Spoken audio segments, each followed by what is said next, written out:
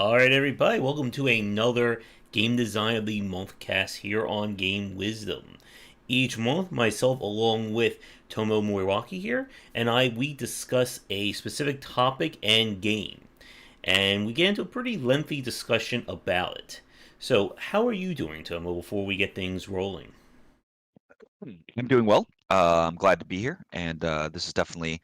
I mean, I like Loop Hero, and I think it is a good game. But the whole topic of idle games, I'm really into. Mm-hmm. I feel like so much to talk about them. There's at least half a dozen really interesting conversations relating to um, idle games in general. I feel like. Oh, yes. And we were scheduled to have this the other day, but unfortunately, I had to get my COVID vaccine or the first shot, and that kind of pushed things back. So I'm feeling better, except for the fact that I can't like fully lift my right arm up right now because they gave me the shot right in the shoulder. Hmm. Yeah, yeah, it's interesting. Something I found really the thought for me that I keep going back to is this idea that most of our sick feelings we've ever had in our entire lives is more our immune system choosing to have us feel that way than whatever the sickness is, right? Mm-hmm. I spent my whole life thinking about like viruses feel like this and bacteria feels like that and allergies feel like that because the things, you know, cause damage and that's what damage feels like or something. But you study up on it some and you find out it's like, no, your immune system says time to feel tired and sucky, time for your bones to ache, time for your nose to run. And you're Oh like, yeah. oh, I am, I am its puppet. I am my immune system's puppet. Ah yes. And maybe someday we'll play like a health or a wellness game and see like how that plays out. I mean, I have to say, there have been ma- more than a dozen hours at least devoted to imagining what, like a real-time strategy game that revolves around immune system like ideas. Kind of the thought has definitely come up a bunch over well, at least over 2020 because, Mm-hmm. 2020. Ah yes. So, with that said, as we said, our main topic for tonight is we're going to be discussing idle gameplay and especially how it relates to Loop Hero. So, Loop Hero was a game that came out about, I would say, like a month, maybe a little bit more than that at the time of this recording. And it's kind of, the buzz around it has kind of quieted down since, but it was a very fascinating take on idle gameplay, kind of an idle roguelike. And we're going to use that as kind of our frame of reference to talk more about idle design in general, because it is such a very fascinating design, and it's one that I think a lot of people don't give it a lot of credit for. Oh, so true. By the way, the game came out March 4th, 2021. Oh, jeez. Feels like it just came out like a week ago. Yeah, something about the first several months of 2021 feel like it like like when an object seems like it's like floating and then it somehow drifts into like a fast moving treadmill. Mm-hmm. I feel like something about last few months has been very much that vibe. But yeah, I like to think of Loop Hero as like almost like roguelike in the fashion of Slay the Spire with just kind of like taking a big mouthful of not maybe not even a big mouthful, but a mouthful of idle game concepts. Mm-hmm. Because it's not really an idle game. That wouldn't be the right way to describe it. Although you can kind of explore some idle like gameplay mechanics in sort of like farming Mm-hmm. to make your way through some segments of the progression. Mm-hmm. Yeah, it's a very, like we said, like it's a very like weird intersection between it. Because as we'll talk about in a few minutes, like idle gameplay is very much more about the planning as opposed to the hands-on nature that we see from other genres. But with Idle Hero, you are still very much having to engage with the game. You can't turn things off and expect to get anywhere in Idle Hero, especially if you're trying to do like the second, third, and fourth chapters. Oh, yeah, yeah. Like, I mean, from like a legitimate just walk away from the game perspective, Maybe once you unlock the fourth area, you could kind of do that to the first area. Mm-hmm. Maybe. I'd have to kind of figure out how to do that. But you can kind of let it run while you kind of sort of maybe do something else, watch something on Netflix, and especially kind of if you're kind of between kind of major milestones in your progression.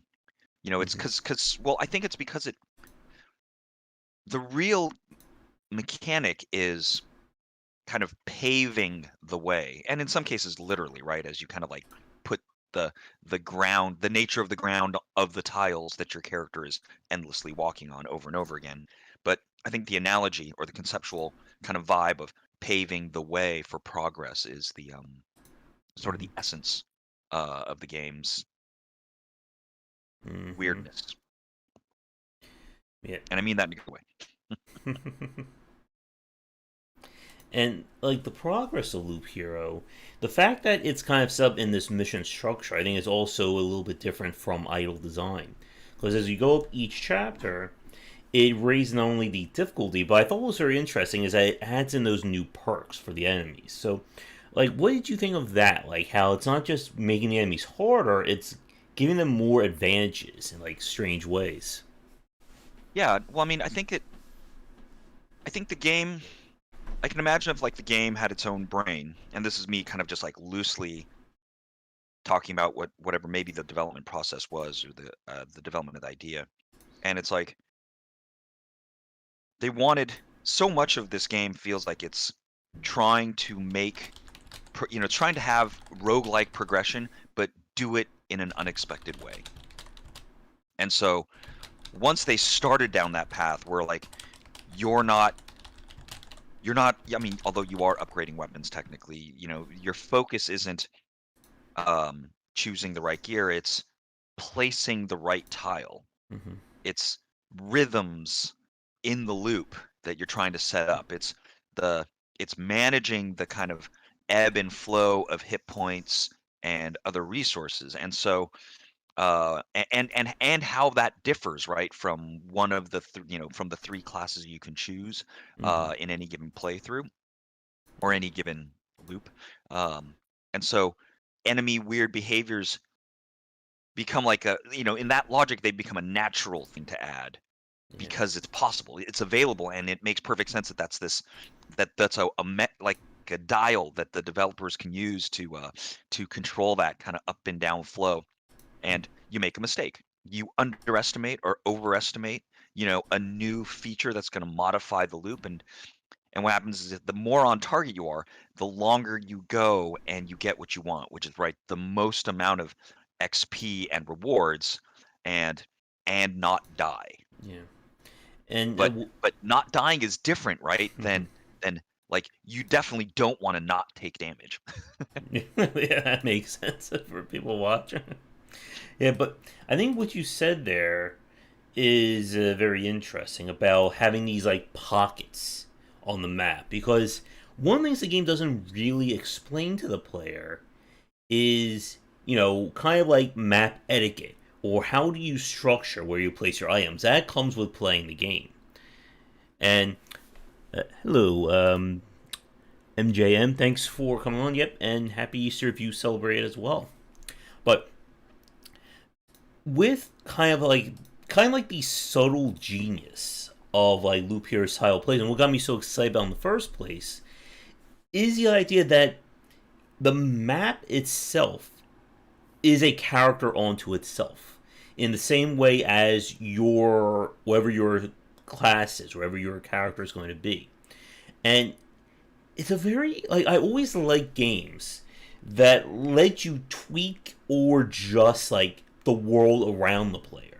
That's not just okay. I have a new sword, I do more damage, or I have new armor. It's okay. I can now change so all the enemies are, super strong, but maybe they give me more loot, or maybe every enemy is now completely immune to fire damage, but now they take double ice damage. And oh look, I have all my ice spells ready. There is this game. Oh, I can't believe I'm. Oh man, I forget the name of it every time I talk about it. It was this DS game where the whole hook was that the bomb screen is this book that holds like every character, item, and detail in this world. and you can alter the DNA of every character using these tiles that you can kind of pick and choose. So it was kind of like, oh no, this boss is immune to fire. I'm just going to take his fire immunity out, and I'm going to put in ice weakness.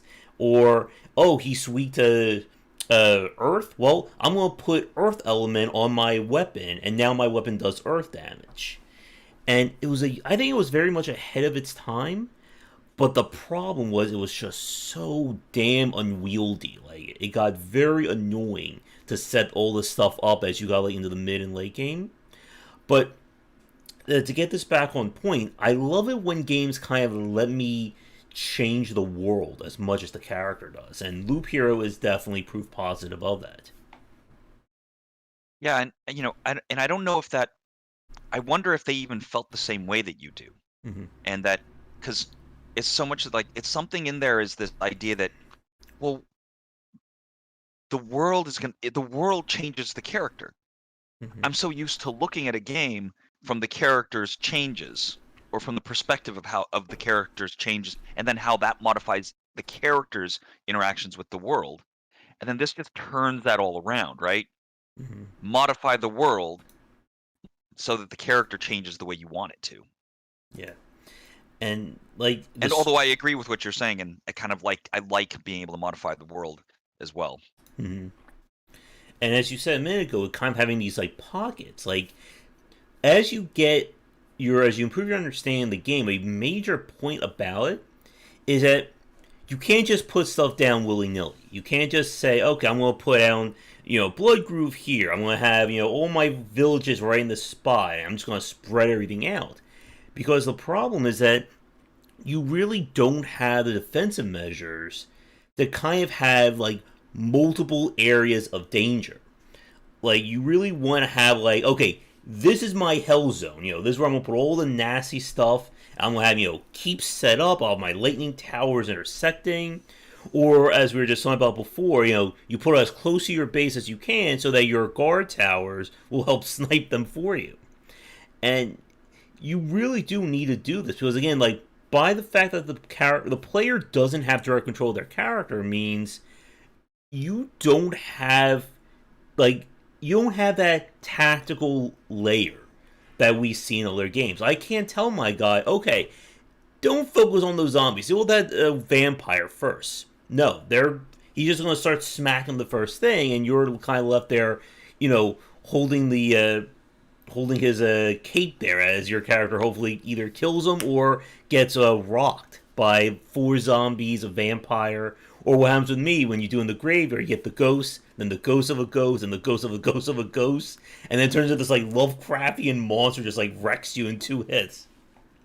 Although that's an awesome opportunity to get cards that aren't in your deck. Mm-hmm. I have definitely gotten the what are the names of the golden cards?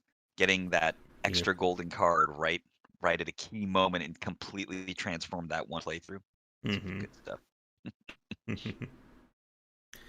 And yet, like the whole like deck building aspect, I think is another fascinating point about Loop Hero. Is that I think so much of this game is like about like areas of control for the player, and it's again like when we kind of break into our like larger idle talk in a few minutes, we'll discuss more about this.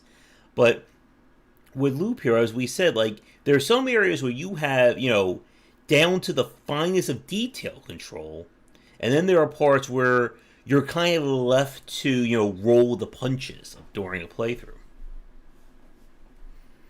Yeah, I feel like to kind of just keep riffing on this like paving the way analogy and kind of what some of the more kind of detailed decisions players have to make is that in some ways you're managing your character's hit points. That's one way to look at it, right? It's like I don't want to die, so I'm going to be careful and try not to put too much danger in the path. And as you like depending on your perspective at the beginning, kind of if you kind of lose sight of the fact that that there's a character running the loop and that you're managing that character's um, kind of experience sort of in a way, kind of like a dungeon master, I guess. You Mm-hmm. kind of see it more like a puzzle game, right? Where you're kind of plopping down tiles and by certain rules, and you're just trying to min max something. You don't even entirely know what it is. But the moment it kind of clicks into your mind that you're like, Oh, well, I definitely don't want to kill the character.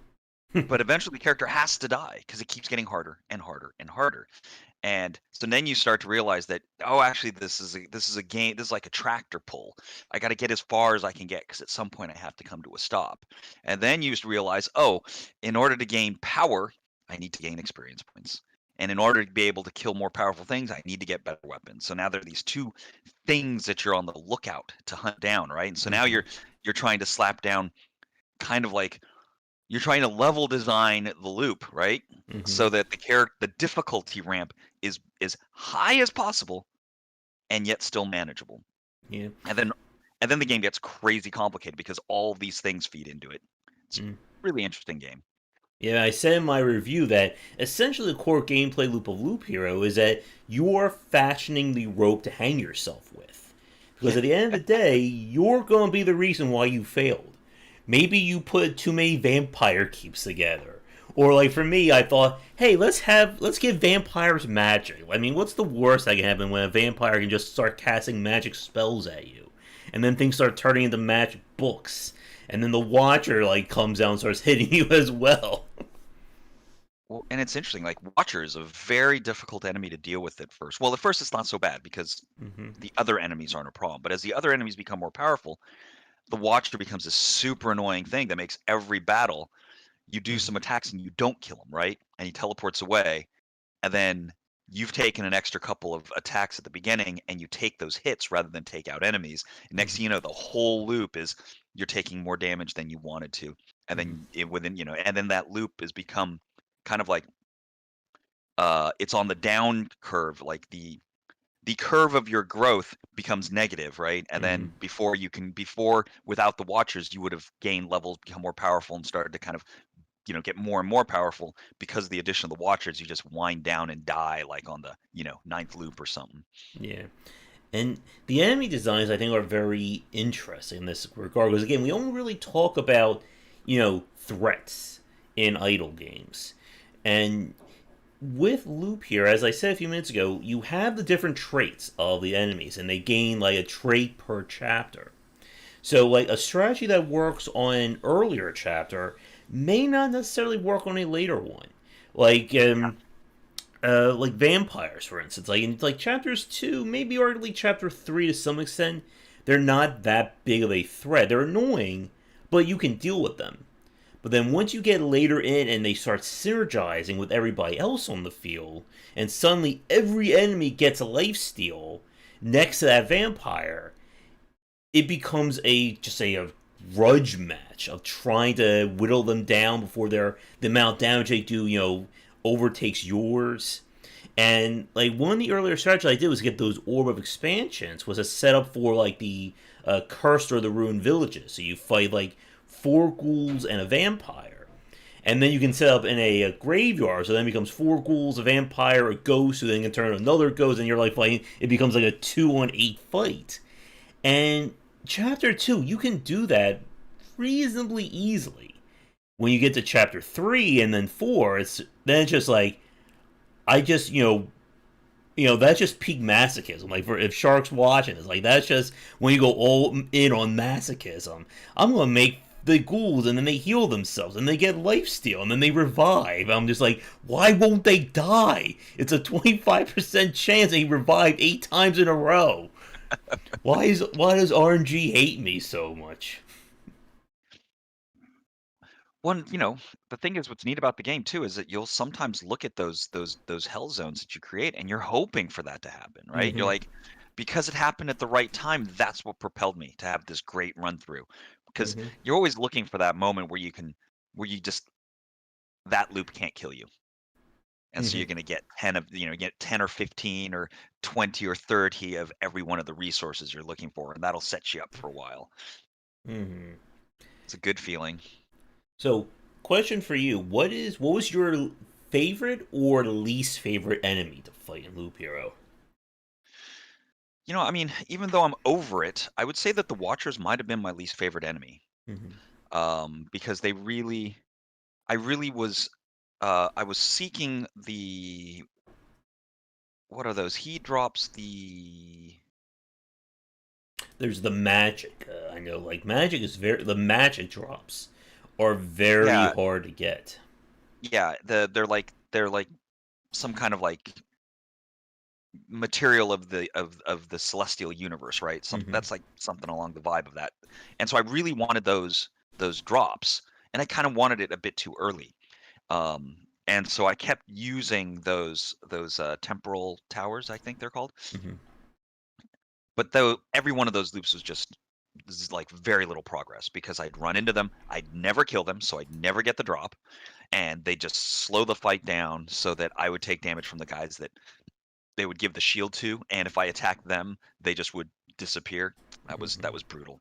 Took me some time for it to like to to stop trying to go down that path of progression, stop trying to build that particular building, Hmm. back away, go down a different path, maybe dramatically reconfigure my deck, which I think up until that point I hadn't, which is probably like a really important step in the game where you really understand that depending on what you're going to be trying to farm, you got to completely transform your Hmm. the deck you build. And Yeah. to that effect, that was another thing I was really impressed by, that there's really no part of the game that you can put on on autopilot, so to speak, even though we're talking about its idle nature. Hmm. I think for me, probably the ghouls became one of the more annoying fights, but the one that I always had to avoid was those goblins. Like the goblins who get attack speed buffs. When you start Hmm. attacking them, they just do so much damage. Now, the thing about like with Loop Hero is that a big part about this is what class that you kind of settled on. So for you, like which one of the three did you kind of like stick with, or like the one that became your favorite? I kind of bounce back and forth between the fighter, or is it called a warrior, Mm-hmm. or so the guy in the heavy armor, and splitting between that and the thief or the rogue Mm-hmm. or whichever one that one is. And it really started to become it really started to depend on kind of how I was approaching things. Like I feel like the magic hip like well all that came into being once I started regularly using the arsenal card, because it gives an extra item slot. And that extra item slot has a really significant effect on kind of what those characters can do in their fights. Um, the magic hit points for the rogue becomes kind of like the tankiest one, at least as long as you know you can finish a fight quick enough, because it Mm-hmm. gives for every battle it gives you this large ablative shield of hit points. And so if you know you're not going to take that amount of damage in that fight, that means that fight is costs nothing. And Mm-hmm. so, a lot of it really revolved around me trying to figure out schemes where I could do, a farm out to like level 18 or 20, 18 to 20, and really get like 20 or 30 of a particular of the basic resources, and like 10 or 20 of the more important ones. Really, when I was trying to like go from like the 60% mark of having built my town to like the 100% mark of Mm-hmm. having built my town, and I'm not at 100% necessarily, but Yeah. uh and then the warrior getting what does the helmet do again? It's right because they get access to the helmet, which makes it so that they retaliate. Mm-hmm. And so the two characters kind of became much more like each other, just Mm-hmm. different shades. The warrior could actually deal with large groups really well because that damage retaliation, and then the rogue could tank really well in a weird sort of way. Or has really had a lot of endurance against medium to weak enemy groups. And then Mm-hmm. both those things became great tools for farming, like chapters 2 and 3. Mm-hmm. So I'm trapped between those, and I still to this day haven't really figured out how to use a necromancer well. Yeah. I did end up, I think, kind of selling on the Necromancer as my main and then the Rogue as my backup. And yeah, like the Necromancer is such a kind of like a mind split or a mind break from the other two because of the fact that he doesn't directly attack, and he's probably the most gear dependent, I think, of the three because you really need to get max skeleton up, and you also have to improve your skeleton quality. And when he gets going, like you can just take on groups of enemies by yourself. Like I remember fighting like the chapter 2 boss, the one where like she summons a stained glass windows. It's just like Like all blah my blah blah blah blah skeletons, gone. yeah, they're just like smack, and like, oh, where's your defense? And then we all just hit her. But it is very interesting how much the classes really differ. And I think it's, again, there's a lot of, I think, subtleties to Loop Hero that you don't necessarily think about when you just look at it from the outside, but they do, I think, elevate this design up. Oh, I think it's a fantastic expression of what it is. Mm-hmm. I think that I mean, it'd be interesting. It'd be interesting to talk to the developers and kind of understand their kind of structural theories on what was going on in their minds for to kind of get to such an interesting sort of unexpected combination Mm-hmm. of different game ideas. I Yeah. mean, whoever they are, they're total like foundation of game structure nerds. Mm-hmm. Yeah, I sent an email asking for a podcast here. I haven't heard anything back. I'll see if I can bug him again. Because, yeah, I would definitely love to talk to him about it. Let's see. So, another aspect of this, I think that's kind of fascinating, is I do want to talk about the loot system because like that's where in the areas where I do have problems with the game, but we'll save that for I think after this one. Let's talk about the town system or the persistent elements because this is again like this is where we kind of get into the roguelike or roguelite aspects of Loop Hero. This idea that you bring your resources back. It allows you to upgrade your town, which provides more functionality. Lets you go out and do more, so you can bring back more resources and repeat ad infinite here. So, what did you think of the persistent elements? I mean, I thought it worked out pretty well. I think when I was first playing the game, I just build whatever was available to me just because I can, right? It's high, it's lit up instead of grayed out, and I just like click it or whatever. And it was maybe a bit too much for me to be like really heavily thinking about as I was like chewing on the actual going through loops and trying to get as far as I can. Mm-hmm. Um, and in some ways, it was almost like intrusive, right? I'm like, I don't want to deal with it at first. Mm-hmm. Um, but then as more things get unlocked, and I'm sitting there and I have multiple choices, right? I could unlock that, which obviously it's connected to these other things. Let me read about what these things do. Let me look at what they cost. Without that step, and that's kind of probably right around the time you get into the second chapter, midway through the second chapter, kind of. Mm-hmm. Then your brain suddenly realizes, oh, I need to pay more attention to all the guys I'm fighting. I need to craft my deck to get the pieces of gear to get these important bonuses. Oh, and some of these bonuses look like they're going to be necessary to make it through this chapter. Oh, well, that's interesting. Now I understand what's going on.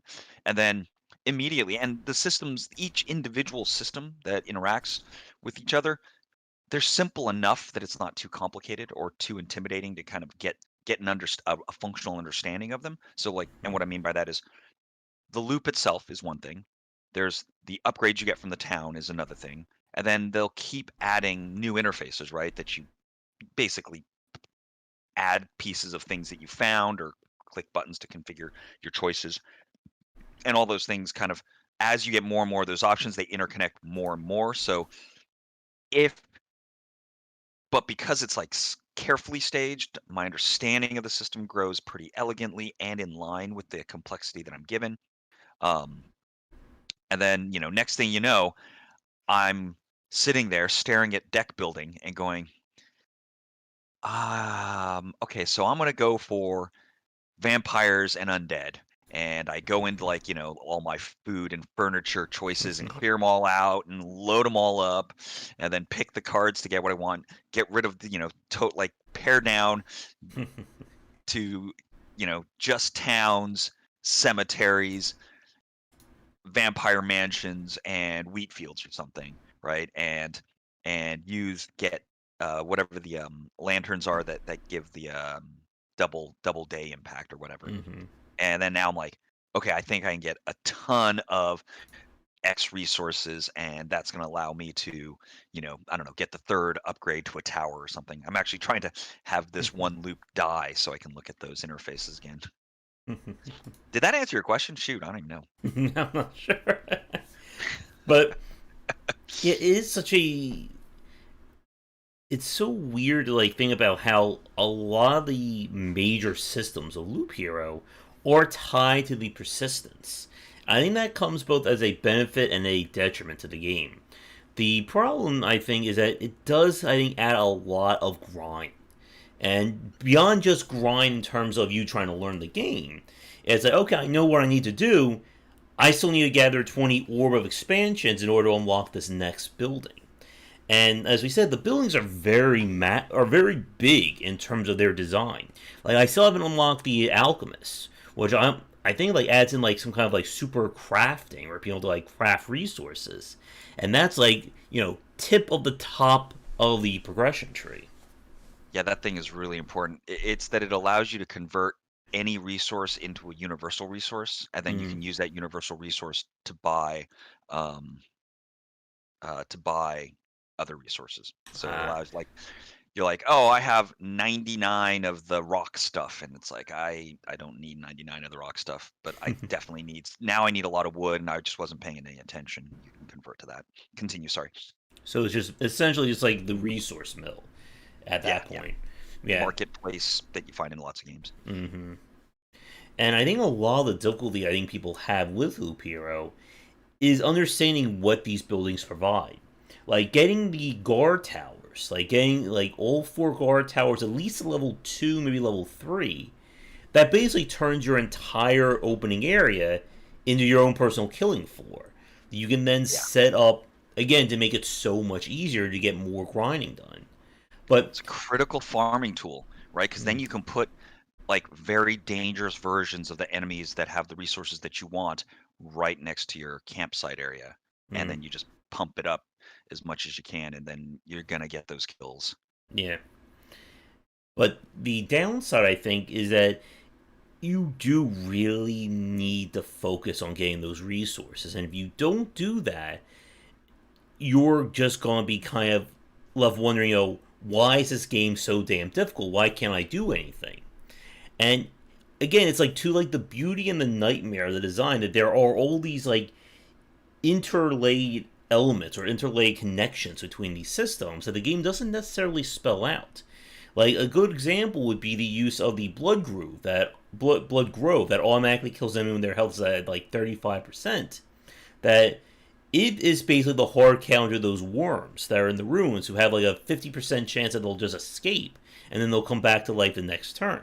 Like you can just put that there and then it just demolishes them. But Yeah, like there were totally. people like saying something before that this guy is broken, he keeps escaping. How am I supposed to deal with him? And it's like you need to look at every one of those tiles and go like, and then sometimes you need to use them in clever ways. Blood Grove is also a great way to generate those big, beefy bad guys that Mm. often have great drops, but can also kill the hell out of you. Oh yeah, and when you get to I think chapter 3, I think it was, they get like a one free hit before they die ability. So even you get their health down to 0, they still get one more punch before they can actually die. And they hit like trucks. Oh yeah, so all of a sudden, there's 200 points of damage gone off of you. Well, yeah, and I think that it's I agree that because it is a complicated game, Mm-hmm. and so there are a lot of nooks and crannies that are really easy to overlook, and might not even be fair to call them nooks and crannies because they're all over the place. Um, Mm-hmm. but something I find very interesting is the choice of overall story that they made feeds directly into kind of matching what the player's experience of the game is, right? That whole universe has been rewritten or it's been deleted basically, right? And now you're kind of trying to you can't quite remember and you're figuring out how the universe works. Mm-hmm. And more of it's being re-unlocked sort of. And you're trying to learn how like, oh wow, I forgot that rivers existed. Like that this really weird esoteric story about reality being disassembled. But in the same vein, then, as the main character, you're reassembling reality and relearning all of its rules while you're doing it for the first time, sort of. Mm-hmm. It's a And strange, it's an interesting match. yeah, and building off of that, I think that's a really good point to talk a little bit about the aesthetics of the game, the art. Because I've heard mixed feelings about this. There's some people who really like kind of like I call almost like a gothic, almost gothic pixel art look. While other people aren't fans of kind of like the map and the fact you just have like this like little like white silhouette moving around the area. So, what did you think of the art of the game? I mean, it's pretty low res for Mm-hmm. sure. I think when you're looking at your town map, that it's kind of a great retro Mm-hmm. interpretation of that kind of style of graphics. Mm-hmm. Really capturing the vibe of that era too. Um, I think when you're actually playing the loops, um, maybe the tiles all kind of work, but your character is on the verge of being like a in television, Dungeons and Dragons character. I mean, the advanced Dungeons and Dragons games they had on in television way back, where you're basically a stick figure and Mm-hmm. really nothing more. I think that I think that the game may have benefited if it had much higher fidelity graphics in that regard. But i- you know, the game wouldn't have been different, of course. And so it's a small sticking point, and I could easily imagine that the amount of resources they saved by going this kind of visual route was maybe not even more than just significant, but maybe essential for them, to have completed the game. And so it seems to make a lot of sense. It's a decent match. Uh, it Mm-hmm. doesn't feel weird or wrong that it has this kind of low fidelity imagery. Mm-hmm. Yeah. I think I'm with you on that. Like, it has a very interesting look. I love the full character portraits. So, like when they have like the little cutscenes, like that was my favorite part of that art style.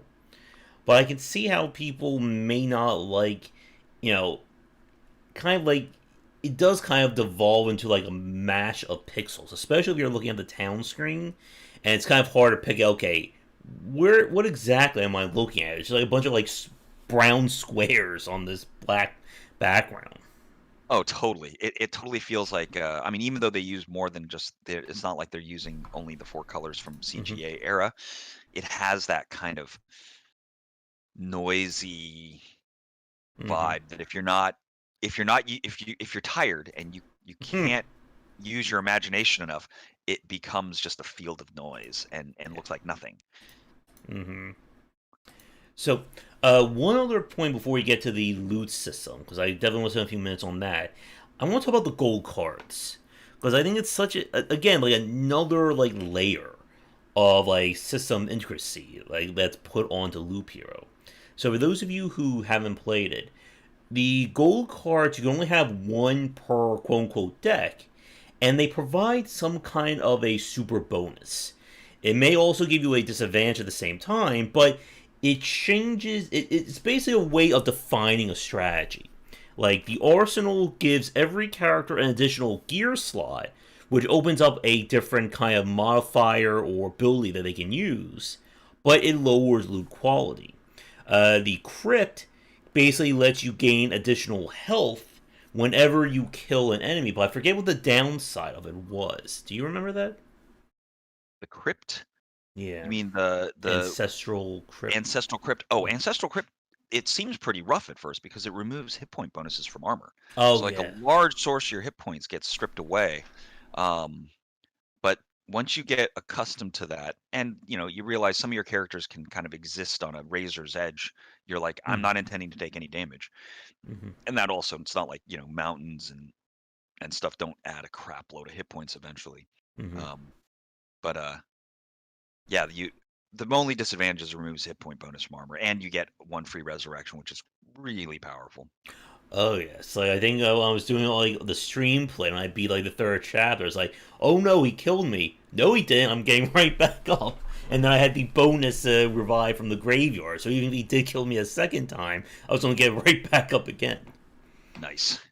Yeah, and so ancestral crypt could be pretty powerful, and especially like if for some of the, I think in chapter 2, um, I needed I basically was just always killing the boss with a resurrection. Mm-hmm. That's just how I did it at first. And so I was using Ancestral Crypt quite a bit. That was also when I was exploring the Necromancer, though. Mm-hmm. But once I got the arsenal and figured it out, I stuck with that quite a bit. Yeah. I never So used Maze of Memories for its farming power. yeah, I was just about to say that. I know people use it to specifically summon the boss earlier, so Yeah, that that's really. It way seems you like fight that's all on it weak. can be for, right? Yeah. So I guess as a question for this, I guess what did you think about having these kinds of super cards, like on top of the enemy cards, on top of kind of your quote unquote positive cards, as a way So of building this? the way it changes your approach, right, is that you'll always choose one of four Mm-hmm. golden cards, and it'll set the tone for your strategies, right? And like if you're gonna do Maze of Memories, it's like you want to get a quick boss kill. Maybe you're farming skulls, basically, right? And Mm-hmm. because you farm, I mean, depending on how you're exploring the game, you might want to stock up on a bunch of skulls so that you can always extract and lose don't and not lose any of the stuff you farmed. And you're not even worrying about whether you make it back to the campsite. You're gonna go for broke. I mean, step one, you use Mm-hmm. Maze of Memories. You summon bosses early. You farm their skulls, right? But then step two is you go to the hardest content and you push it until you die, and then you spend skulls and extract all the stuff that you would have otherwise lost a large percentage of. Mm-hmm. And so if you find yourself doing a lot of that, Maze of Memories makes a lot of sense. And then the moment you do Maze of Memories, you also completely transforms your approach to what deck you're going to build, because you're not going to fill out the outer edges with a bunch of like forest or desert or rock, or you're not going to be able to build along a river. It's going to Mm-hmm. end a lot quicker. You're going to have way fewer cards. So you can Mm-hmm. kind of ditch out on some of those pieces. And then, I mean, you might even want to explore like a 7 card deck, right? Where it's like I have Cemetery and Spider Cocoon and Storm Temple, and that's it. And Mm-hmm. Arsenal and rocks because I want to get hit points or something. And then you start exploring what it's like in this super minimal deck, and you just start seeing how the quick loops work. It's pretty interesting. And then if you Mm-hmm. pick Zero Milestone, which I still haven't really mastered how to use it, because it does this thing where the monsters become more or less powerful depending on how close to the center of the screen they are. Mm-hmm. Um, and so I'm sure what it can do is it can make it so that I can put really the powerful, evil, bad news enemies, cluster them towards the middle, and then push my healing, the village wheat field type of situations out to the edges, and I can kind of get more farm dangerous tiles more easily. And so I've Mm-hmm. it's probably what I think I was going to start making use of in chapter 4, which I haven't explored too deeply. Yeah. I don't think I unlocked that card yet. Is that from the Alchemist? I don't know. Let me Because I see. don't If I remember look at getting that one. if I look at my town, unlocks a swamp card, unlocks Blood Grove, Maybe like I suburbs. don't have the Alchemist. I know you don't have the bridge unlocked yet. Those are like the I think the two biggies. Alchemist, where is my alchemist? There, I just gotta find it. Yeah. Well, Yes, when you okay. when you when you build the alchemist tent, it unlocks the Zero Milestone card. Got it. So I guess to build off the top of that, then what would be a card like for your strategy that you could not live without? Like a card that you always have in your deck. Let's see here. I have been I have not used Bookery and Village Yeah, the forever. I mean, Bookery. I use as many of the terrain tiles. I almost always have all of those in the deck, Yeah. but I'll fluctuate a bit. Yeah, yeah. I guess some. I mean, there would never be a situation where I don't have rock.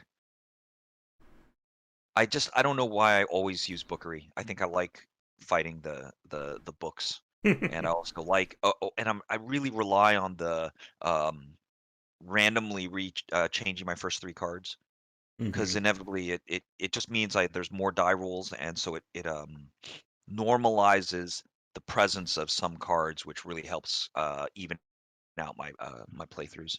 Mm-hmm. And then village, of course, you heal when you go into villages, and so it's like kind of like my critical threat reducing tile that I Yeah. place around. And I don't always go with the wheat fields, but I usually do. Mm-hmm. Yeah, for me, I like the Bookeries. I really grown to like the towers, the lightning towers. Yeah, When I I use those don't like half the time. Yeah. When I don't play as a necromancer, I usually have those keeps set up, like on corners or in dangerous spots to get the extra guys on there. Especially if you You have talking the about rogue. outpost? Yeah. Nice. Okay. Because the rogue, there's no cost for using them, like, because the rogue just gets the bounties. So you can Yeah, just and you set them up can anywhere you not lose want. an item. Yeah. Totally. So, with that said, I guess the final point I want to talk about Loop Hero, then we'll spend a few minutes talking just more about general idle design, is the loot system. And I think this is for me where this is I think where my main issue with the game lies. And I'm curious what you think about this. So for those of you who didn't play Loop Hero, as we've said, the stronger the enemy you fight, the greater the chance you're going to get good gear. Gear is broken down by rarity, type, and as well as the level. And what they do is that the chance or the potential for loot drops is based both on the actual level of the loop as well as the level of the gear you're wearing.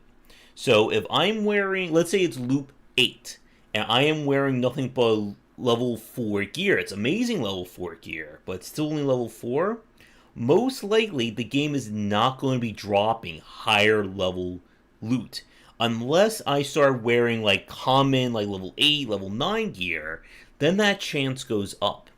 And as a huge player of ARPGs, Grim Dawn, Diablo, etc., this system just rubbed me the wrong way. So I'm curious what you thought about like that decision to tie not only the level to the difficulty, but to your own gear as well. Yeah, I don't. I mean, I definitely don't entirely agree that the gear that drops being tied to what you're wearing. I think I don't like that entirely. It doesn't have the it doesn't have the maybe the large. It's not, its effect isn't too too great, I guess. So the negatives it represents maybe aren't so bad, but in concept, I'm not really a fan of that. And maybe that's also maybe that reality kind of pushed me to the rogue because Mm-hmm. the rogue's gear, you know, follows a totally different pattern.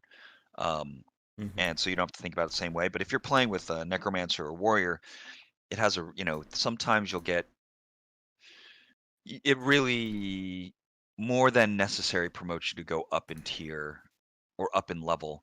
Um, when sometimes you don't necessarily want to because you get the you know you get that right configuration and it's the Mm-hmm. level of the gear doesn't have to matter entirely. You know, I feel like I would feel all the same things that you do about the gear from a negative standpoint, except at some point I just sort of stopped caring about it altogether. Other than, you know, am I going for a high counter um, build? Am I going for a vampirism build? Am I going for a critical hit build? Am I choosing to survive because of armor? Am I choosing to survive because of evasion, etc.? And so those things basically just make it so that I pick what makes sense, and I don't, and I'm not, and it kind of stopped becoming gear. You know what I mean? Mm-hmm. They simply became like attribute stickers. Mm-hmm.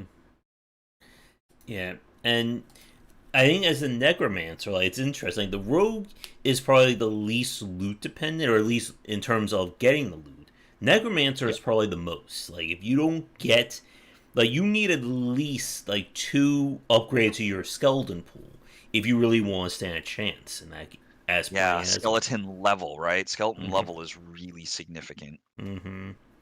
And it can be very frustrating because again, as we've said, part of the nature of this game is that it is hands off in this regard. You can't decide, oh, I want a really good sword or I want a really good helmet. The game is going to dictate that for you. So you can do everything right everywhere else, but if you don't get the right gear for your character, you're kind of screwed. And I think kind of what we've spent almost like the last hour talking about is this idea of you really need to make these systems work for you if you want to stand a chance at Loop Hero. Oh yeah, definitely. One, and it's and this kind of feeds into the idle, probably the idle mechanics conversation that your you're not a guy walking down a path chopping up monsters. That is just Mm-hmm. not who you are. There is a guy walking down a path chopping up monsters. It just doesn't happen to be you. You're like it's like it's like curling where you're ice skating in front of the hero, scrubbing the ground in front of them to make sure that the friction's the right amount. Mm-hmm. And depending on what characters you choose, or actually depending on everything you choose, right, that huge parts of the game go from being good for you to literally bad for you. Mm-hmm. Mm-hmm. Oh, it's interesting, the chat display on the video stream is showing chat messages at like the rate of one per 10 minutes or something, or 20 minutes. Yeah, I think everyone may be sleeping. It's hard to tell. Well, what I saw, it just went to March 4th, 2021, which I uh, posted like an hour ago, I think. that is weird. Let me see. So we're in Well, you know here. how it goes. Sometimes time goes real slow. Yeah.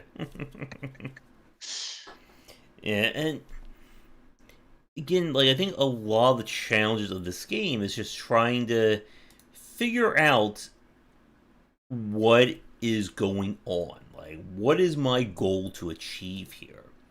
And it is tough. I think to Will's comment there, I think that'll probably be our segue and talking a little bit more about idle design, and that's kind of where we'll probably focus the remainder of our cast on. So, I guess, are you good for another like 15-20 minutes, Timo? Yes. Okay. So let's talk. We're kind of like going in reverse order, which I guess kind of works when we're talking about loop hero here and like time displacement. But idle design is very fascinating. It's one of those things where I feel that you either get it and you're all in for it, or it just looks like, math or numbers the game. Why the hell do I just want to stare at numbers for the next like 3 hours, no graphics, and, enjoy things like that? Yeah, well, I mean, I have a lot of opinions about idle games. And probably at least on the surface, most controversial thing I have to say about it is that to me, it is the most important type of game to study as a game designer. Mm-hmm.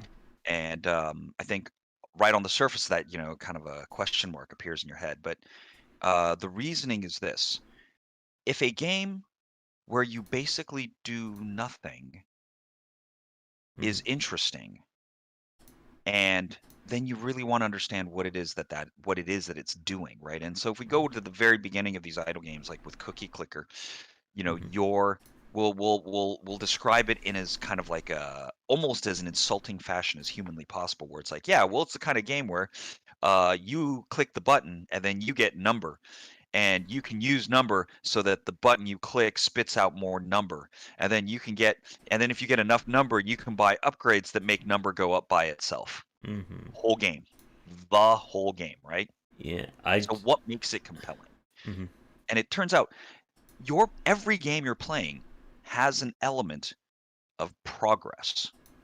And what the at least the early idle games, what they did was they just stripped away the rest of the game. They're like, well, if people like progress, why don't we just make the game Mm-hmm. entirely about progress? Stop, like, at least, there's a story in Cookie Clicker, but if there wasn't a story in Cookie Clicker, and I would have liked that better to have preceded Cookie Clicker. So then we can, then we can talk about how at first there was just click button to get number, use number to make clicking button to make more number, and also use number to make number go up by itself. And Mm-hmm. then you do that plus add a story. Um, but over the course of the last like decade or so, the idle game concept has just expanded into more and more pieces of the rest of the other games. So it's like a weird it's like a weird AI that's trying to disassemble all the other stuff we do. And Mm-hmm. if you can basically depict your ideas through an idle game, that's kind of a great prototype. And I'm not even saying that, there are a number of idle games I find very interesting and that have kind of like really one, I legitimately enjoy almost all of them now, although I find some to be sufficiently primitive or without depth that they're not interesting for very long. Mm-hmm. But so many of the, especially the idle games coming out today, are, I think, made by extremely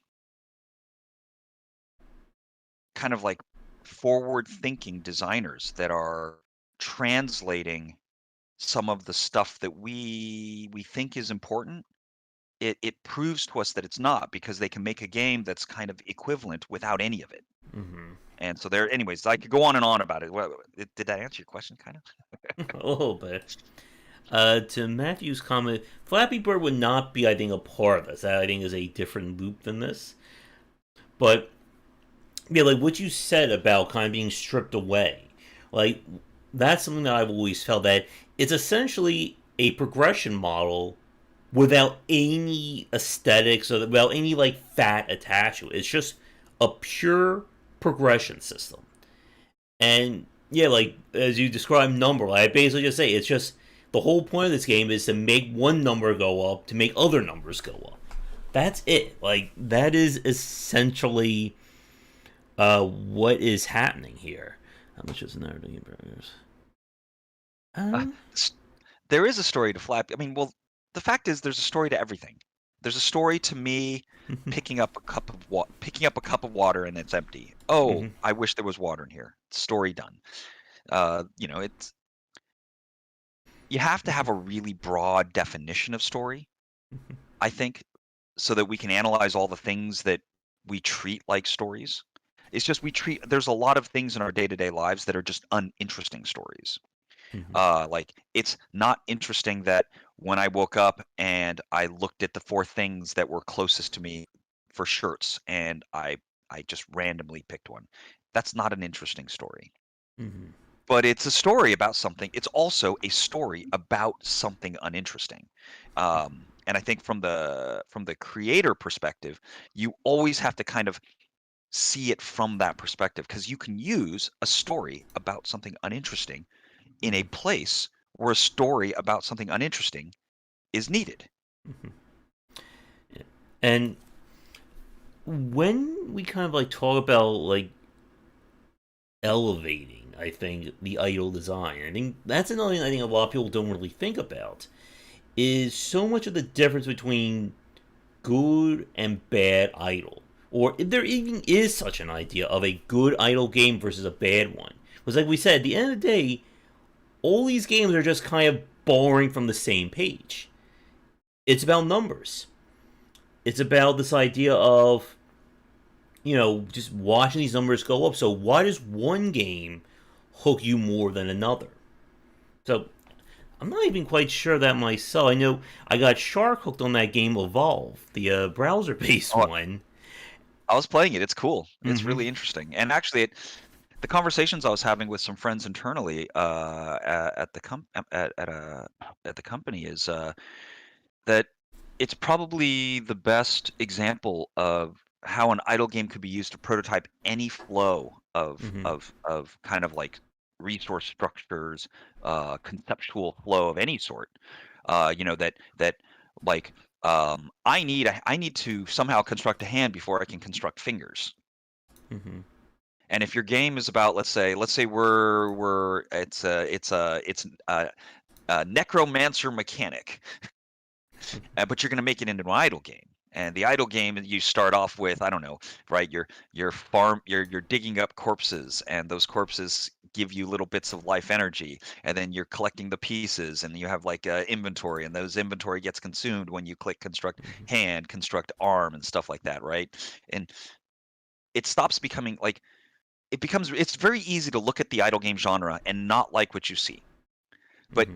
if you do that, you're overlooking what is happening that's the same as all the games you've ever played.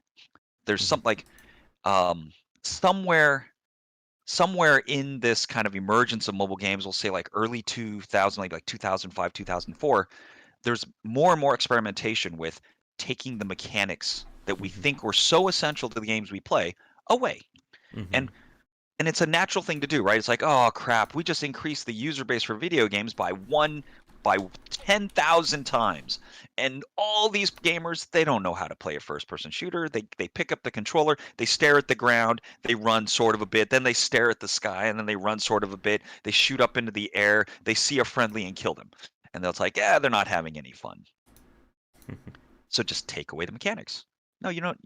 How about you're just watching, right? And those of us that like maybe played too many hours of Counter-Strike, we hear that word and we're like our heart stops. We're like, that is a abomination of an idea. Mm-hmm. And the very concept of taking away what I think is the essence of a game is like super bad from my cultural perspective as like a hardcore gamer. So we weren't paying any attention. But the people that were trying to make games easier for others, maybe inadvertently, maybe intentionally, I'm sure there's a mix of that back then, started to discover what aspect of the game really is evoking a response from us. And inevitably, at the very least, progress is a very important piece of it, right? It's like, Mm-hmm. did you like playing RPGs ever? Um, Mm-hmm. and frankly, if you go back to like the JRPG genre, do you really enjoy clicking the attack button every single turn with every single random Ugh. group of enemies over and over and over? I remember playing Phantasy Star 2 and Oh. going out and traveling through an open area and my heart going like, please don't have a random encounter, please don't have a random encounter, Mm-hmm. because I was so bored to death of those random encounters that anytime it came up I wanted to run to the kitchen and like overeat or something. Mm-hmm. And so that game is improved. That game is improved by automating that, right? Like imagine now instead it says it just tells me what happened, because obviously I don't care. I don't need to have my one character attack twice, my other character use its crappy range weapon and then heal the other character again and again and again and again. Um, Mm-hmm. and so this, as an industry, we start exploring the entire concept of games through idle games. And Mm-hmm. so I find that very, very interesting. Yeah. And to Will's comment about Diablo 1, just like the ARPG loop, like, again, a lot of this is about getting that dopamine rush of, I do something and I get something back in return. And like the whole ARPG loop is built on that. Fight monsters, get loot, grow more powerful. And as you just said, like JRPGs, any RPG is really about that idea of, I'm level 1, I go out fight monsters. I'm level 2, now I can fight level 2 monsters. And like we said, like for a lot of the idle design out there, it's just about trimming all that fat that's like kind of getting in the way of that. And something that you said I really like is that it is very much that idea of, if you can make the idle version of your gameplay loop interesting, then what does that say about you going forward? Like, it really, I think, does like give you a leg up. Like, if you can understand, like the progression loop of an idle game and make that work, you can, I think, apply that to other designs and genres. Well, I mean, have you ever played a game where the second to second gameplay feels great Mm-hmm. and then the meta is just garbage? Yeah. And I don't mean meta in terms of like, what the dominant strategy is, the way gamers use it, but just the meta game, which is like The the persistence, the the long long-term term. progression and Yeah. so forth, right? And you're like, oh, it's too bad. It's too bad that this game has such a bad progression, because the moment-to-moment gameplay is fantastic. Mm-hmm. And so if someone on the team decided that they're not going to care about the second gameplay, it's going to be my job to make the long-term rhythms of your reward and struggle feel good. Mm-hmm. And I'm going to distill it into formulas and into time, um, and into ticks, and I'm just going to abstract the interactions with clicks. I can tune it. It's like, I changed it. Does it feel better? It's like, I hate this, says the other designer. Just do it. And then you click through and you're like, okay, I didn't like that. That's fine. That's a start. I'm gonna make changes. Try this one. Is it better or is it worse? Not do you like it or not. And then you're Mm-hmm. like, okay, fine, this is better. And it's like, okay, so that means we're gonna be more like this than like the other one. Like the mentality, the thought process, immensely useful. Mm-hmm. Yeah. And Meta just means rule of rules, Mm-hmm. Yeah. but it gets used in a lot of different ways. Oh yes. And yeah, like the whole better or worse, like long term play. I think that's a really good point. That like bad idle games are the ones that don't work as well. I think they forget that there needs to be that long term carrot on a stick. It reminds me a lot of kind of the feedback loop of like optimization games like Anno, Factorio, Dyson Sphere. That you have that short term Stardew, of what was that? Stardew. Oh Oh yeah, man, Stardew. That idea of okay, I'm putting these things down, I'm getting resources. Okay, again, I'm watching things come in. I put down a new farm, I get more wheat or potatoes or whatever, and we're done. And then we had to transition to kind of the mid game. Okay, how do I apply that stuff? Excuse me, to get more. And then we get into the late game. Now I have this like massive, multi-screen spanning city or empire. How do I make sense out of all of it? And you need to, I think, it's not just a matter of growing what you're doing, but introducing new things that kind of become important as you get further in. yeah, no, I mean, it's like once you get past it. Let me think about kind of like what happened to me with Mm-hmm. respect to them. So, so if you were to look at my experience with idle games and how I went from, well, this is kind Mm-hmm. of weird and funny, haha, because I didn't have a lot of resistance to them at first. Um, but that's because I ran into the clicker games after I had kind Mm-hmm. of gotten over my dislike of Facebook games. But it's like it helped me realize that stuff like a good punch animation is doesn't have anything to do with how much damage the punch does, Mm-hmm. so to speak, right? That there are mechanics, there are elements of the game that are there to feel good, and Mm-hmm. then there are elements of the game that feel. Oh, I guess that's not the right way to describe it. So it's not the perfect description, but I'm going to go with it. There's moment to moment good, and then there's long term good, right? Mm-hmm. And long term good is always a story. It's a sequence of changes, it's events, and the time it takes to get an achievement somehow impacts how valuable that achievement is. Of course, the impact of that achievement also, or the impact of that reward, has an important event. There's like this complicated, very narrative in structure element to any long-term experience, and that is completely divorced, or can be at least, from what is good about the moment to moment Mm-hmm. experience.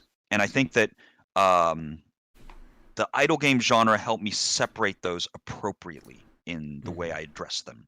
um, I for the longest time in the beginning of like my career, very much more like Ninja Gaiden is a great game Mm-hmm.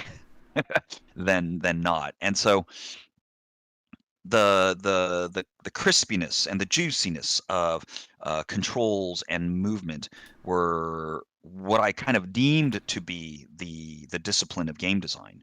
Um, Mm-hmm. but then, of course, at the same time, without really recognizing it, because it's kind of hard to imagine what a 40-hour experience is. You can do it all the time, but to kind of recall the path you took in 40 hours and what made it better than another 40-hour path, it's a more complicated thing to envision and try to pick apart why.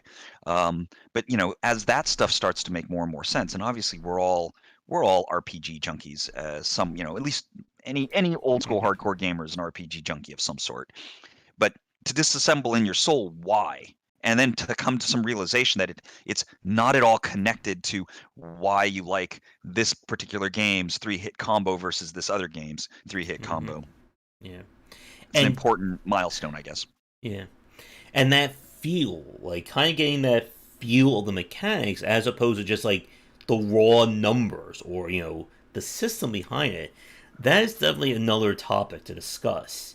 That idea that, I can do like a little punch like that does 10 million points of damage, but nobody cares about that. They want to see the guy. I won't do it with my right arm because it still hurts for me to getting the shot. But, like that super wide, like a JoJo Bizarre Adventure punch. It may only do like 5 points of damage, but people love to see that happen. And getting that sense of presentation, it is very hard to do right. I think it's something that a lot of developers don't necessarily think about because it's more about, I think, the emotion of the game as opposed to, again, like the numbers. And it's almost like, in a way, like the complete antithesis of what we're discussing with idle design. Because idle gameplay is about the numbers. But I think we're seeing more of the kind of pushing for that sense of aesthetics and that sense of progression, or not progression, presentation, with some like the more recent examples.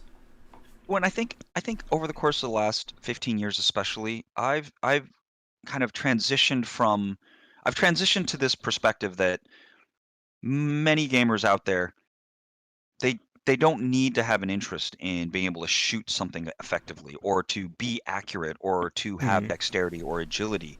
But there are no gamers that are okay not having their imagination stimulated. Mm-hmm. And the numbers is just a side effect. The numbers are description, right? Uh, a curve of growth is like a sentence that said the shed was made of white paneled wood and had Mm-hmm. a red door with a brass handle on it. That Mm-hmm. is a description, right? And when I say it, it builds that imagination. I could describe a very cute kitten with the certain colors and very soft fur, and it invokes a certain thought in your head. Well, it turns out like you could play Cookie Clicker, and the rate at which the number grows is just another kind of a description. And if it's a and the thing is, what's interesting about that is you can have better or worse descriptions. Like if Cookie Clicker's number grew way slower, Mm-hmm. it wouldn't be the same experience, and you wouldn't like it as much. The thing, right, one of the essences of those idle games is that they're trying to say, I think this curve of numerical expansion is fundamentally more interesting than that guy's curve of numerical Mm-hmm. expansion. And when said that way, it sounds really weird, but everything in our lives are numerical expansion curves. Yeah. And so why not match the good ones? And idle games might be a great place to study to find out which ones are better or worse. Yeah. And again, it's hard to, I think, put into words. I think what makes some of these games work better than the others. I think what you said there about kind of thinking about progression, from short to long term, is a very important point. Again, it's something that a lot of developers, even those with, multi-million-dollar budgets and, full teams behind them, they may not always think about this. Like we said, like I have played many open world style games where, okay, the individual aspect, it's great and all. I don't want to do this, 500 times for the next 80 hours of gameplay. It's one of the reasons why I kind of backed away from the Assassin's Creed franchise. Yeah, that's actually something also I feel like is a new thing. Like idle games on one hand emerging, but now I think we've got to the point where in big budget console they make mistakes where parts of the experience take too long. Mm-hmm. Like, and if they were studying idle games, I think they'd understand why. Yeah. Right? Like parts of Interstate 76 when it first came out, not Interstate 76, Jesus, Fallout 76 when it first came out, and certainly some of like maybe you can call it like side quest glut. Mm-hmm. Because the Yeah. thing is, the fact that you can go there means that some sort of you should, and it's I don't know. There's a lot to talk about in there. Probably more than that. That's its own conversation Yeah. of how do you support certain amount of hours of play? What does that mean, right? Yeah. What do how do features factor into whether this game can be played for 100 hours? Um, which would be totally different reasons than whether or not it should be played for 100 hours. Yeah. Yeah. That could be a good roundtable discussion, actually. Yeah, I like that idea. Yeah. And it is, I think, very tough again to, I think, put into words that sense of how long can I do this for before it goes from being, hey, I'm getting all this progress, and then it's just like, okay, I'm just doing the same thing. The numbers are just, it's just going up, and then it's just like, oh my god, when is something new going along? I don't want to keep doing this. Give me something else. And I think about the differences between a game like Forager and a game like Clicker Heroes 2. Did you play either one of those or heard of them? Yeah. Actually, played both of them pretty extensively, you know. And I mean, although to be fair, Forager is really kind of an optimizer game, right? Yeah. Kind of and really a nice sort of easy, not like Stardew is brutal. If you want to get into the weeds on Oh. min-maxing Stardew, you're Mm-hmm. gonna go a little bit crazy. Yeah, like the people who You just go into the go ahead, sorry. like the people just play as the relationship side. Like they're just like, oh, I'm so worried about making sure somebody falls in love with me. Like we're over here going, I gotta make sure we optimize the exact 8 hours of our day, and we have to make sure everything gets to where it needs to be. Oh, and I gotta spend time in the dungeon to get the ore that I need to then go back to mine, and my hair is Well, no, falling and out. then I say like, oh, I stopped playing Stardew Valley because it just was too much for my brain. Actually, I found a similar kind of thing when I was playing a lot of if you remember the game Viva Pinata. Oh yes. Viva Pinata, it makes you have bad dreams, honestly. Bad dreams of what's like spreadsheets. Mm-hmm. And And I again, like like that stuff, but still. yeah, like again, like for people like us who like optimization and idle games, logistics games, we're kind of a niche audience. Like it's like, do you like games where you watch, characters have emotional stories, or do you like watching these numbers keep going up and up and up? Yeah. Well, but that's the thing is, right? I don't like watching numbers go up and up and up. Mm-hmm. But once I could take that description and it would trigger the Mm-hmm. imagination of what it's connected to. Yeah. Suddenly that became a much more densely packed readout. Mm-hmm. Like if if if there was like a strip of of of of something and it was braille moving across that area and you put your finger on it, for all of most of us we go like, oh, it's bumpy. And Mm-hmm. it's like I kind of like it kind of tickles and I like it. This is cool. But someone who reads braille would be like, oh, holy moly, they're saying a bunch of really important stuff right now. Yeah. And we would look at that person, and I think some of you in the audience might be looking at me right now the same way. That's like, that person's crazy. How can you be reading all of that information from really what amounts to a number that's getting bigger? Yeah, and I think that's a really good point. That from the outside, it is just, you're just sitting there watching this number go from 1 to 2 to 3 to 4 to 5 to 5,000 to 10 million to 10 trillion to 10 trillion to the eighth power. 10 to the But, 8th, 10 to the 12th, 10 to the yeah. 13th, 10 to the 274th. Mm-hmm. Oh, another advantage of these games, they do teach you all about like how numbers are are Oh, I categorized. know.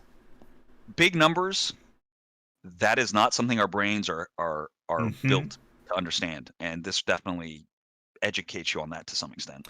Yeah, and like as you said, like it's about attaching not only I think a value to these numbers, but how did you get them in the first place? Like another thing I think a lot of IO games do that's brilliant in how insidious it is the kind of new game plus or prestige option where you restart, but you restart with a new resource that kind of multiplies the effect of everything.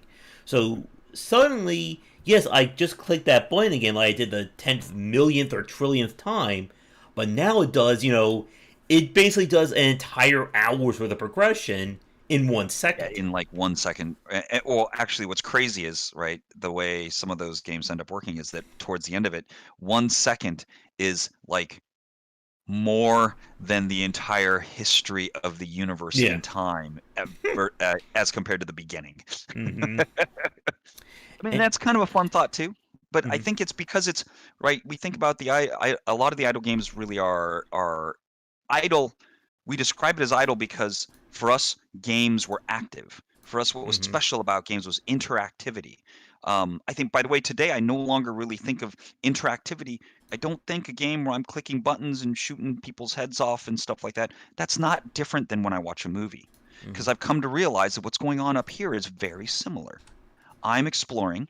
The button clicking helps because in a weird sort of way, putting my hands on it helps me think a little bit differently, or Mm-hmm. think better, or pay attention to it in a different way. But watching a TV show is not passive, and playing a video game is not active. What's going on in our heads is the same. We're paying attention. We're trying to figure stuff out. We're making guesses about what's going to happen next. We're trying to predict what's going to go on. We're trying to analyze what's happened. We're absorbing what's happening right now. All those things are the same with those things. I think um, we're the constant, and whether I think when games started to become big, we thought what was special about them was because of interactivity. Um, but that I don't. I mean, I haven't figured it out, but I'm certain that's not it. Mm-hmm. Yeah, and like trying to get that sense that there is something behind it. And I have 2 points I want to make, and then I think I'll wrap things up, or at least from my side. Because again, we could stay here for like the next 2 to 3 hours on this. Probably a good idea. It's probably a good idea. I should eat lunch. Yeah, I need to have lunch too. So, the first point, going back to clicker heroes, like the problem for me with kind of like clicker heroes and like what it tried to do was I felt it focused too much on the long term. For those of you who didn't play that one, it has like the Path of Exile. Here's like 8 million nodes on the skill tree. Figure it out, one node at a time. And it just felt like, I think it goes back to what we were saying earlier, that some games do the moment to moment really well. Some games do the long term really, really well. And I felt that Clicker Heroes, it didn't do, I think, either as well as it should be. Yeah, Clicker Heroes is. I think it comes into the idle industry at a time where the people that were successful with idle games were starting to realize that they found something, Mm-hmm. and some more people were starting to get interested and involved. Mm-hmm. I think it's really good for the moment it came out, but it's really been dramatically surpassed in so many ways, right? Mm-hmm. Um, I I played a lot of the, what is it, Idle Champions of the Forgotten Realms, I guess, the D&D one. Yes.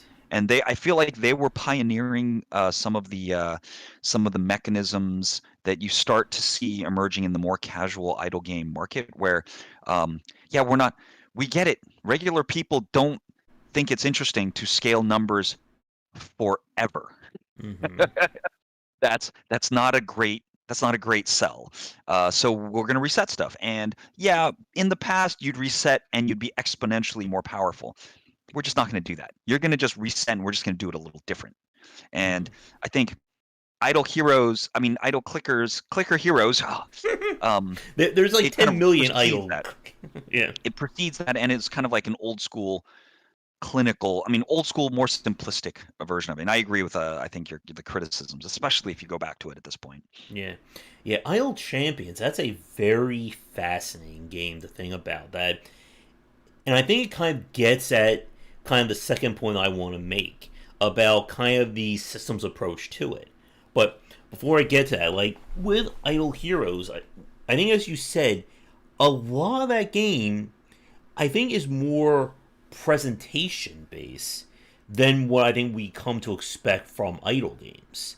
That again, like an idle game for a lot of people is just here's a giant spreadsheet and you're watching a number go up, which then makes this number go up, and which makes this number go up.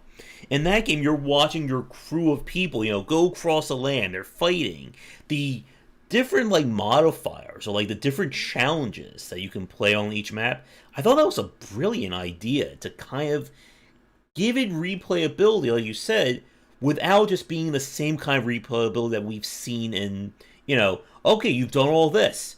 Now do it all again, but at, 3/4 less of the time. And now you do that with even less of the time. And Well, repeat. it's weird. right, that kind of represents sort of a converging of conventional Hmm. game like perspective or the building of games in a normal way, right? The way we normally think about them. And then the idle game genre going like, well, we could be normal too. Hmm.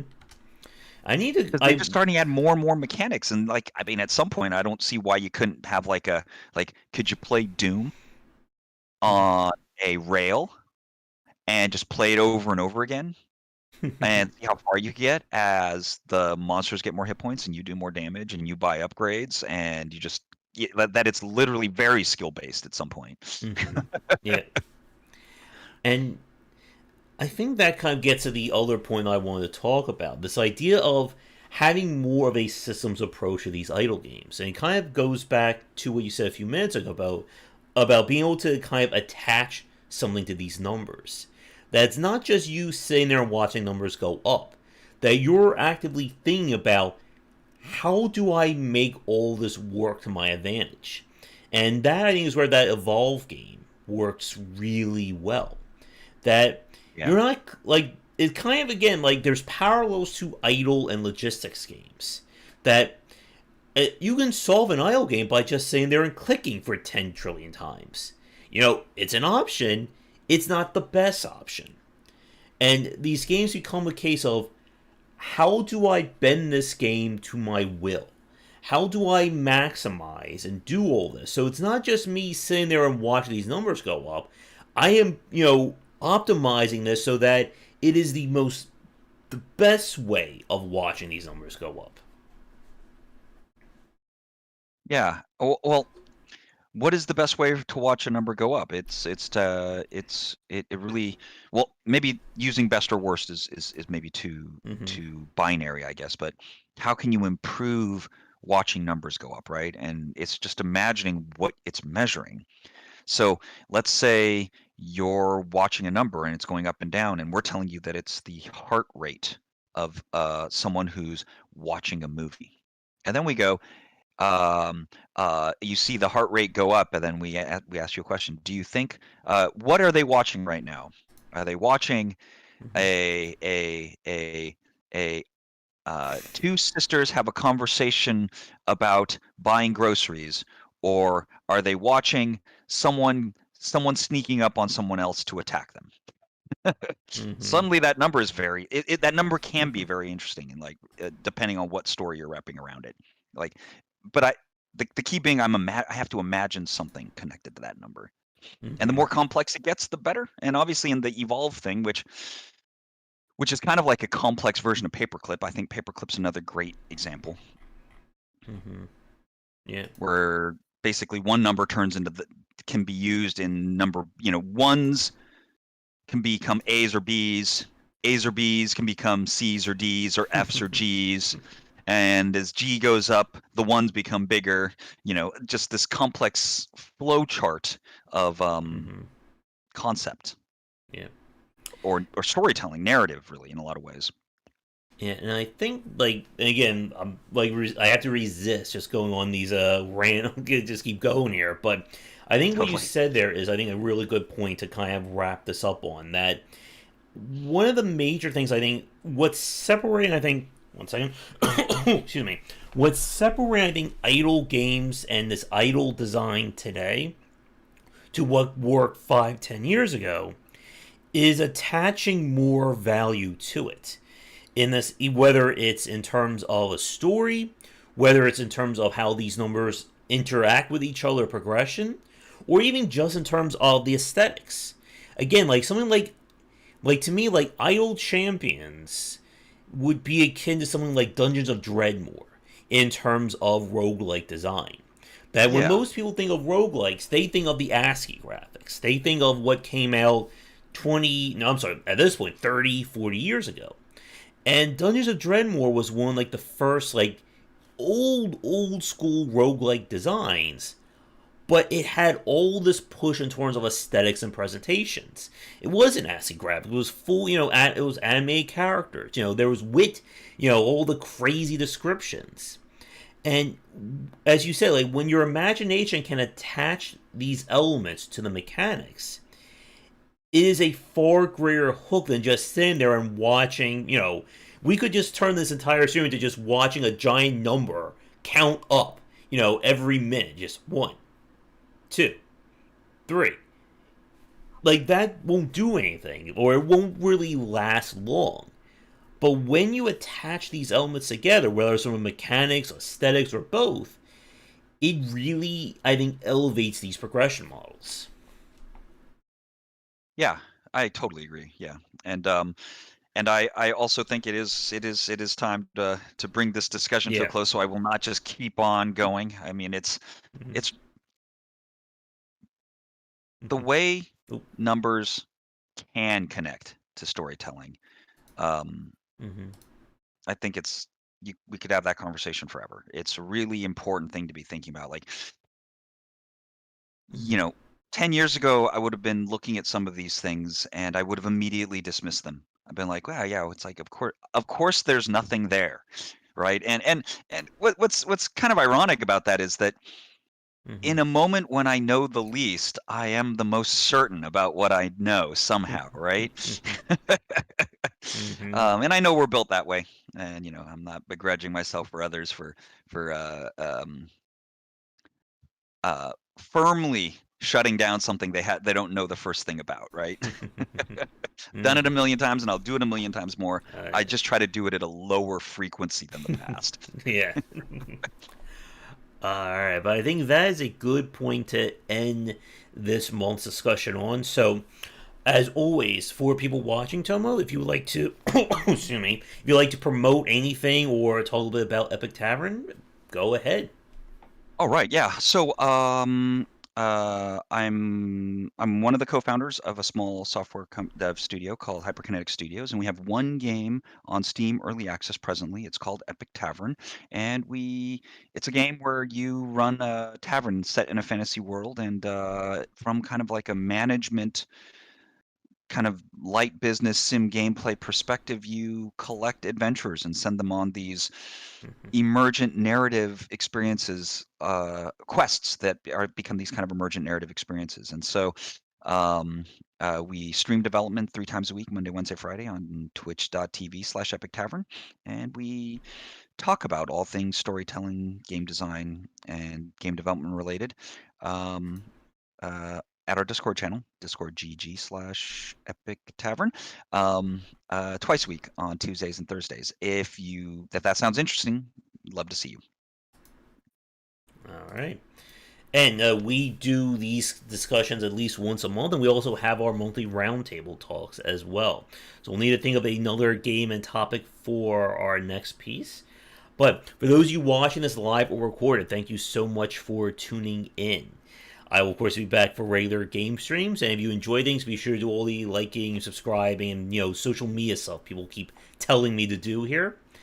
And other than that, as always, Tomo, it was a pleasure hanging out with you this Saturday afternoon/evening. I think we're both going to get respective lunches, and we're going relaxing for the rest of the day. Very much, very cool. Thanks for having me, and it was a lot of fun. I'll see you next time. All right. So with that, everyone, come back for the latest discussions on game design here and on game wisdom, where some of the art and science of games. Until our next chat, have a great night.